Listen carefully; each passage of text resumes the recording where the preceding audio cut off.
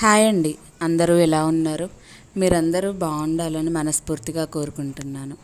అలాగనే మన ఛానల్లో వీడియో నచ్చినట్టయితే ప్లీజ్ లైక్ చేయండి, షేర్ చేయండి, అలాగనే సబ్స్క్రైబ్ చేసుకోండి.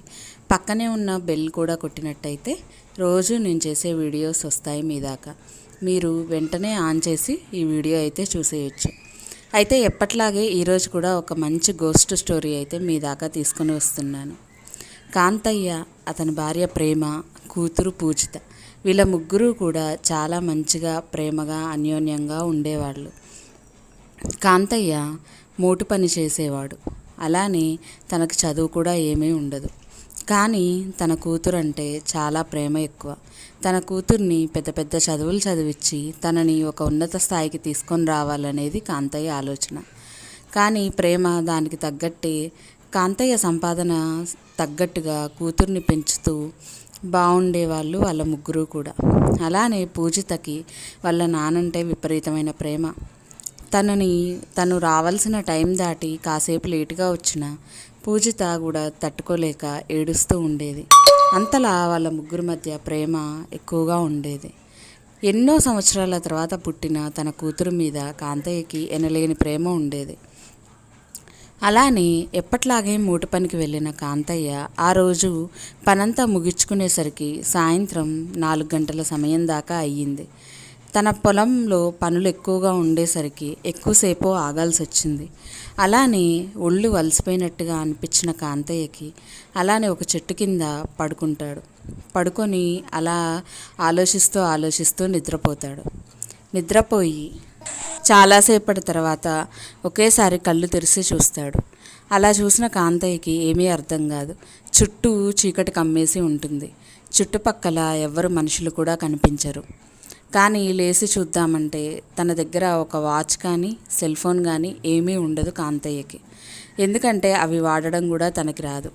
సూర్యాస్తమయం, సూర్యోదయం కూడా సూర్యుడి వెలుగును బట్టి, చంద్రుడి రాకను బట్టి కాంతయ్య పసిగట్టగలడు. అలాగా చూసిన కాంతయ్యకి ఆ చీకటి చూస్తే అర్ధరాత్రి 8-9 గంటల సమయం అయ్యుండొచ్చు అనుకున్నాడు. అలా అనుకున్న వెంటనే పరిగెత్తుతూ పొలంలో ముందుకొస్తున్నాడు. ఎందుకంటే వాళ్ళ ఊరికి వెళ్ళాల్సిన లాస్ట్ బస్సు సమయం కూడా దాటిపోతుంది. అందుకని ఇంకా చాలా వేగంగా పరిగెత్తుతూ వస్తున్నాడు. అలా పరిగెత్తుతూ వస్తున్న కాంతయ్యకి ఎదురుగా ఒక బస్సు అయితే కనిపించింది. ఆ బస్సును చూడంగానే కాంతయ్య ఆపండి ఆపండి అని అంటూ ఉంటాడు. అలా అంటున్నాడే కానీ ఆ బస్సు ఎప్పుడూ కాంతయ్య చూసినోడు కాదు.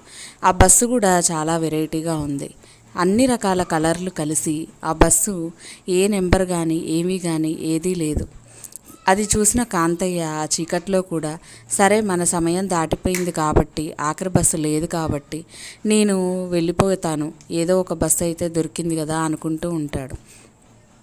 ఇతన్ని చూడంగానే ఆ బస్సు కూడా వెంటనే ఆగుతుంది. అలా ఆగిన బస్సులోకి కాంతయ్య ఏమీ కూడా ఆలోచించకుండా లోపలికి వెళ్ళిపోతాడు. ఇక లోపలికి వెళ్ళి విండో సీట్ దగ్గర కూర్చొని విండోకి ఉన్న అద్దం ఓపెన్ చేసుకుంటాడు. ఇక బస్సు లోపల దాదాపు ఒక 4-5 సీట్లు తప్పించి మిగతా సీట్లు అన్నీ కూడా నిండిపోయి ఉంటాయి మనుషులతోటి. ఇంకా విండోలోంచి బయటికి చూస్తూ కాంతయ్య అనుకుంటూ ఉంటాడు, అరే నేను పరిగెత్తుకుంటూ రాబట్టి ఈ బస్సు అయినా నాకు దొరికింది, ఇంకా లేట్ అయితే ఏ బస్సు నాకు దొరికేది కాదు అని అనుకుంటూ ఉంటాడు. అయితే అటు పక్క నుంచి ఫాస్ట్గా వెళ్తున్న బస్సు, అది కూడా అద్దాల్లోంచి వేరే వాళ్ళు చూస్తూ నువ్వేంటి ఈ బస్సు ఎక్కావు అని చెప్పి అడుగుతూ ఉంటారు. దానికి కాంతయ్య మా ఊరికి వెళ్ళే బస్సు లేదు, అందుకని నేను ఈ బస్సు ఎక్కాను అని అంటూ ఉంటాడు. అయితే అటు పక్కన బస్సులో కాంతయ్యకి తెలిసిన వాళ్ళే అయి ఉండడం వల్ల నువ్వు ఆ బస్సు ఎక్కి చాలా తప్పు చేశావు, ఆ బస్సు ఎక్కిన వాళ్ళు ఎవరు కూడా బతకరు, అది నేను చాలామంది నాకు చెప్పారు, నాకెందుకో భయంగా ఉంది, నీకు వీలైతే వెంటనే దిగు అని చెప్పేసి అంటూ ఉంటే ఆ బస్సు చాలా స్పీడ్గా ముందుకు వెళ్ళిపోతుంది అతని మాట వినపడనీయకుండా.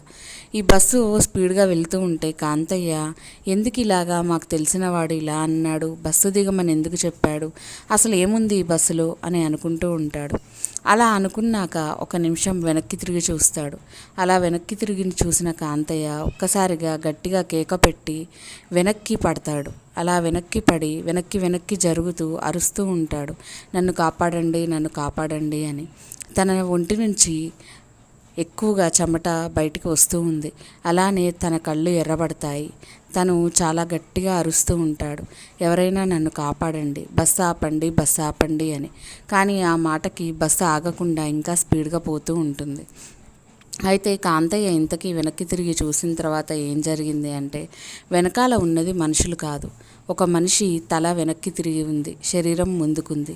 ఇంకొక మనిషి శరీరానికి తల కూడా లేదు. అలానే ఒక మనిషికి తల ఉంది, శరీరం లేదు. ఇంకొక మనిషి విచిత్రంగా వంగిపోయి ఒక రకంగా నడుస్తూ ముందుకు వస్తున్నాడు. అదే మనం సినిమాల్లో చూసిన జాంబియాస్ లాగా. అలాగా జాంబీల్లాగా ఒక్కొక్కళ్ళు ఒక్కొక్కలాగా ఉన్నారు. ఒకళ్ళు గట్టిగా ఏడుస్తుంటే ఒకళ్ళు విపరీతంగా నవ్వుతూ ఉన్నారు. అయితే వాళ్ళు శవాలను పీక్కొని తినే వాళ్ళలాగా అనిపించారు కాంతయ్యకి. ఒక్కసారిగా వాళ్ళని అలా చూస్తే వెనక్కి పడిపోయి పరిగెత్తుకుంటూ ముందుకు వచ్చి డ్రైవర్ దగ్గరికి వచ్చి, ఆపు, నువ్వు ఆపు బస్సు అని చెప్పి అరుస్తూ ఉంటాడు. కానీ డ్రైవర్ సీటు దగ్గరికి వచ్చి చూసిన కాంతయ్య మళ్ళీ ఉలిక్కి పడిపోయి వెనక్కి వచ్చేస్తాడు. ఎందుకంటే ఆఖరికి డ్రైవర్ కూడా అందులో జాంబీలాగా ఉంటాడు. అతను కూడా నాలుక ముందుకు చాపుతాడు. అలా కాంతయ్య గొంతు పట్టుకోవడానికి నాలుక ముందుకి చాలా అడుగుల వరకు ముందుకు వస్తూ ఉంటుంది అతని నాలుక. అది చూసి కాంతయ్య భయంతో వెనక్కి పరిగెడుతూ ఉంటాడు. ఇక అలా వాళ్ళందరూ కలిసి కాంతయ్యనైతే చంపేస్తారు. ఇక కాంతయ్య చనిపోయిన తర్వాత వాళ్ళలాగే జాంబీల్లాగా మారతాడు. జాంబీలాగా మారి ఆ బస్సులో ఉండి ఆ బస్సు రోజు ఇలానే తిరుగుతూ ఉంటుంది. ఎవరు మనుషుల రూపంలో కనిపించినా ఆ మనుషులు లోపలికి వచ్చిన తర్వాత వాళ్ళని చంపేసి తిరిగి జాంబీల్లాగా మారుస్తూ ఉంటారు వీళ్ళందరూ కలిసి. ఇక కాంతయ్య ఏమయ్యాడో అతని భార్యకి కూతురికి తెలియక వారం రోజులు వాళ్ళు దిగులు పట్టేసి ఉంటారు. ఏమీ తినరు. అలాగే పోలీస్ కంప్లైంట్ ఇస్తూనే ఉంటారు. అన్ని చోట్ల వాళ్ళు ఎంక్వైరీ చేస్తూ ఉంటారు. ఇక కూతురు పూజిత అయితే తట్టుకోలేకపోతుంది. తన తండ్రిని చూడకుండా అలాగా ఉండలేకపోతుంది. రోజు ఏడుస్తూ ఉంటుంది. ఇక కూతురు బాధ చూడలేని ఆమె ప్రేమ కూతుర్ని తీసుకొని తన సొంతూరుకు వెళ్ళిపోదామని ఒకరోజు అన్నీ సర్దుకొని వచ్చేటప్పుడు ఇక చీకటి పడుతుంది. చీకటి పడి అలా ముందుకు వచ్చి బస్ కోసం ఎదురు చూస్తూ ఉంటుంది రోడ్డు మీద. ఇక చాలా దూరంలో ఈ కాంతయ్య ఎక్కిన బస్సు అంటే మన జాంబీ బస్సే ముందుకు వెళ్తూ ఉంటుంది. కానీ అందులోంచి కాంతయ్య, జాంబీలాగా మారిన కాంతయ్య తన కూతుర్ని తన భార్యని చూసి గుర్తుపడతాడు. ఇక ఈ బస్సు గనక ఇక్కడ ఆగినట్టయితే నా భార్య బిడ్డని కూడా వీళ్ళందరూ కలిసి చంపేస్తారు. వాళ్ళు చనిపోవడం నాకు ఇష్టం లేదు. నా భార్య నేను లేకపోయినా సరే నా బిడ్డని పెంచి పోషించి సమర్థురాలిని చేయగలుగుతుంది. కానీ ఇప్పుడు వీళ్ళిద్దరినీ కూడా చంపితే ఇంకా వాళ్ళు ఎవరికి ఏం చెప్పుకోగలుగుతారు? వాళ్ళని నేను చావనియ్యను. నా శక్తి అంతా పోరాడైనా సరే నా భార్య బిడ్డని నేను కాపాడుకుంటాను అని అనుకుంటాడు. అనుకున్నదే తడవుగా వెంటనే డ్రైవర్ జాంబీ దగ్గరికి వెళ్ళి అతన్ని గొంతు పట్టుకొని అతను నడుపుతున్న బస్సు స్టీరింగ్ని అవతలికి తిప్పుతాడు. అలా తిప్పేసరికి బస్సు అదుపు తప్పి కొంచెం వాళ్ళని దగ్గరికి కాకుండా అవతల పక్కకి వెళ్ళిపోతుంది. ఈలోపు వెనకాల నుంచి వచ్చిన బస్సు కాంతయ్య భార్యని కూతుర్ని ఎక్కించుకొని ముందుకు వెళ్ళిపోతుంది. అలాగా కాంతయ్య తన భార్యని తన బిడ్డని కూడా కాపాడుకోగలుగుతాడు.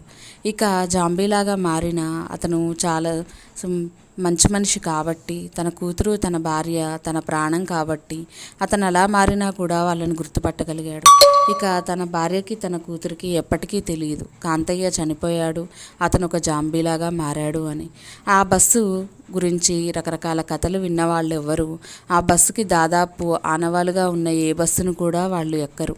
అందరూ కూడా వేరే బస్సు ఎక్కుతారు. ఇక ఆ బస్సుకి జాంబీ బస్ అని ఒక ముద్ర అయితే పడిపోతుంది. ఇందులోకి ఎక్కిన వాళ్ళు ఎవరైనా సరే ఆ జాంబీలన్నీ కలిసి వాళ్ళని చంపేసి తిరిగి వాళ్ళని జాంబీలుగా మారుస్తూ ఉంటాయి. జరిగిందైతే ఇదేనండి. సరే, ఈ స్టోరీ అయితే మీ అందరికీ నచ్చి ఉంటే మీ అందరూ కూడా ఒక చిన్న లైక్ చేయండి. అలాగనే ఛానల్ సబ్స్క్రైబ్ చేసుకోండి. పక్కనే ఉన్న బెల్ కూడా కొట్టేయండి. అప్పుడే నేను చేసే వీడియో నోటిఫికేషన్స్ మీ దాకా వస్తాయి. తల్లి తండ్రి ఎలాంటి రూపాల్లో ఉన్నా సరే, ఎక్కడ ఉన్నా సరే పిల్లల మంచే మాత్రమే కోరుకుంటారు. వాళ్ళు పిల్లలు మంచిగా ఉండాలని మాత్రమే ఆలోచిస్తారు. ఇక ఏ రూపాల్లో ఉన్నా తన బిడ్డలని తన రక్తాన్ని ఎవరైనా సరే గుర్తుపడతారు. వాళ్ళ క్షేమం కోరుకునే కాంతయ్య లాంటి వాళ్ళు చాలామందే ఉంటారు, బ్రతికి ఉన్నా చనిపోయినా. ఇక పెద్దవాళ్ళను గౌరవించడం మన బాధ్యత. ఈ వీడియో కనుక మీకు నచ్చినట్టయితే ప్లీజ్ వెళ్ళే ముందు ఒక చిన్న లైక్ చేయండి. అలాగే ఛానల్ సబ్స్క్రైబ్ చేసుకోండి. పక్కనే ఉన్న బెల్ కూడా కొట్టేయండి. అప్పుడే నేను చేసే వీడియో నోటిఫికేషన్స్ మీ దాకా వస్తాయి. Thank you so much for watching. Bye.